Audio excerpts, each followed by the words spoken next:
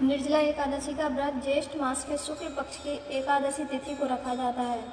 हिंदू धर्म में इस एकादशी का विशेष महत्व है। मान्यता है कि अगर आप साल में पड़ने वाली 24 एकादशी का व्रत नहीं रख पा रहे हैं तो निर्जला एकादशी का रख लें। इससे आपको हर एक एकादशी का फल प्राप्त हो जाएगा। इस एकादशी को सबसे कठोर एकादशी माना जाता है क्योंकि इसमें जल तक पीने की मनाही होती है। निर्जला एकादशी पर भगवान विष्णु की विधिवत पूजा करने के साथ दान किया जाता है। इसके साथ ही पूजा के समय इस एकादशी व्रत कथा का पाठ अवश्य करना चाहिए। इससे आपकी पूजा पूर्ण हो जाती है। आइए जानते हैं निर्जला एकादशी की संपूर्ण व्रत कथा। निर्जला एकादशी के महत्व के बारे में स्वयं भगवान कृष्ण ने युधिष्ठिर को बताया है। उन्होंने निर्जला एकादशी के महत्व के बारे में परम धर्मात्मा सत्यवती नंदन व्यास जी को बताने को कहा था। तब व्यास जी कहने लगे कि हर किसी को एकादशी का व्रत रखना चाहिए। इसके साथ ही एकादशी के दोनों पक्षों में भोजन नहीं करना चाहिए। इसके बाद द्वादशी को स्नान पूजा करने के बाद ही भोजन ग्रहण करना चाहिए। तब भीमसेन व्यास जी से कहने लगे कि हे पितामह, भ्राता युधिष्ठिर, माता कुंती, द्रौपदी, अर्जुन, नकुल, सहदेव आदि एकादशी को भोजन नहीं करते हैं और मुझे भी ऐसा करने के लिए कहते हैं, लेकिन मेरे लिए भूख सहना मुश्किल है। मैं भगवान की शक्ति पूजा करने के साथ दान देता हूँ, लेकिन भोजन के बिना नहीं रह सकता। इस पर व्यास जी कहते हैं कि हे भीमसेन, यदि तुम नरक को बुरा और स्वर्ग को अच्छा समझते हो तो प्रति मास की दोनों एकादशियों के दोनों पक्षों में तुम अन्न मत खाया करो। भीमसेन कहने लगे कि हे पितामह, मैं तो पहले ही कह चुका हूँ कि भूख मैं सहन नहीं कर सकता। अगर साल भर में कोई एक ही व्रत पड़ता हो मैं रख सकता हूँ, क्योंकि मेरे पेट में व्रत नाम वाली अग्नि है, इसलिए मैं भोजन किए बिना नहीं रह सकता। भोजन करने से मैं शांत रहती है, इसलिए पूरा उपवास तो क्या एक समय भी बिना भोजन के लिए रहना कठिन है। अतः आप मुझे कोई ऐसा व्रत बताइए जो साल में केवल एक बार ही करना पड़े और मुझे स्वर्ग की प्राप्ति हो जाए, इसके साथ ही जीवन में कल्याण भी हो जाए। इस बात पर श्री व्यास जी कहने लगे कि हे पुत्र, बड़े बड़े ऋषियों ने बहुत शास्त्र आदि बनाए हैं जिससे बिना धन के थोड़े परिश्रम से ईश्वर की प्राप्ति हो सकती है। इसी प्रकार शास्त्रों में दोनों पक्षों की एकादशी का व्रत मुक्ति के लिए रखा जाता है।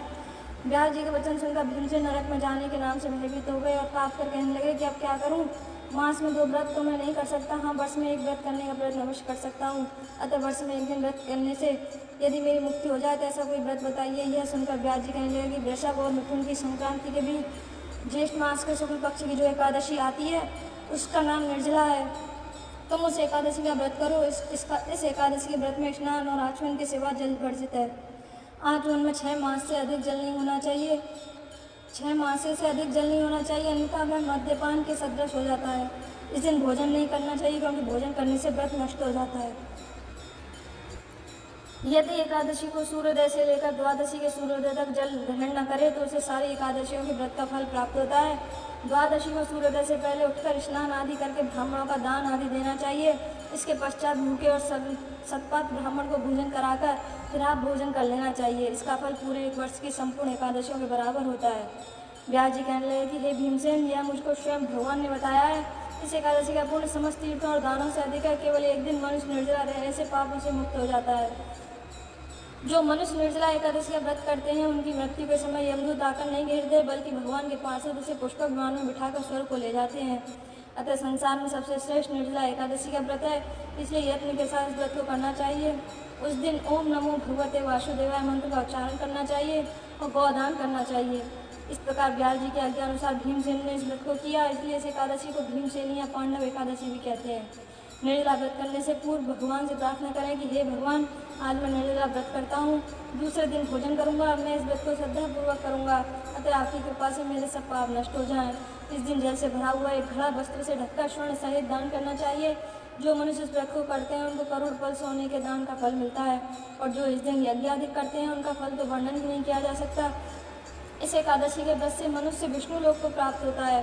जो मनुष्य इस दिन अन्न खाते हैं वे चांडाल के समान हैं, वे अंत में नरक में जाते हैं। जिसने निर्जला एकादशी का व्रत किया है वह चाहे भीम हत्यारा हो, मद्यपान करता हो, चोरी की हो या गुरु के साथ द्वेष किया हो, मगर इस व्रत के प्रभाव से स्वर्ग जाता है।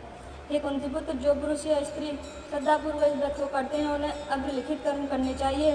प्रथम भगवान का पूजन, फिर गोदान, ब्राह्मणों को मिष्ठान में दक्षिणा देनी चाहिए तथा जल से भरे कलश का दान अवश्य करना चाहिए। निर्जला के दिन अन्न, वस्त्र, वाहन, जूती आदि का भी दान करना चाहिए। जो मनुष्य भक्तिपूर्वक इस कथा को पढ़ते या सुनते हैं उन्हें निश्चय ही ईश्वर की प्राप्ति होती है। श्री कृष्ण गोविंद हरे मुरारी, हे नाथ नारायण वासुदेव। श्री कृष्ण गोविंद हरे मुरारी, हे नाथ नारायण वासुदेव। प्यारा भक्त क्यों जीव भव में दुखारी, आने संभालो मेरे वृंदावन बिहारी। श्री कृष्ण गोविंद हरे मुरारी, शरण हूँ मैं शरण हूँ